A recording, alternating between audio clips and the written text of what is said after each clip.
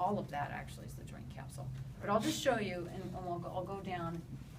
It says acromioclavicular ligament, coracoacromial ligament, and coracoclavicular. Coraco always has like the first place, and the poor clavicle always is last.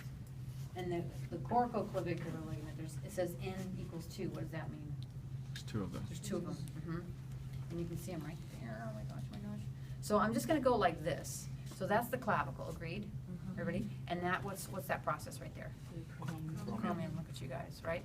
So there's a ligament that connects these two. Remember, the clavicle's always like the lowest on the rung. So what's that called? You just go acromioclavicular ligament, right? So it's not too bad. Okay, and now this one, there's the coracoid. And the coracoid always comes first, right? And there's the acromion. So that ligament right there, coracoacromion. And with the first word, you leave with the O at the end, coraco, like you don't finish it all the way. Acromion, does that make sense?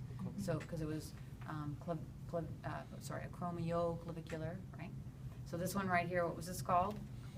Coracoacromion. Perfect ligament. Now here's the coracoid, and there's 2 radiating up to the clavicle, right?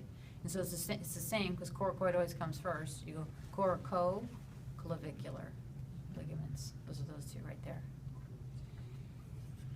And there is the tendon for the long head of the biceps brachii is sitting in here. I think it's the other model, but it's sitting in that. What's that structure called? The intertrabecular groove. What? Occipital groove. Occipital groove. That's sort of acceptable, yeah. That's all right. Intertrabecular groove. Intertubercular groove. That's okay, that's good. Sound it out, sounds like. Okay, so those are the ligaments. So that's not so bad, right? So in terms of the naming. And I'll just, as we're moving along, you can like press pause or whatever.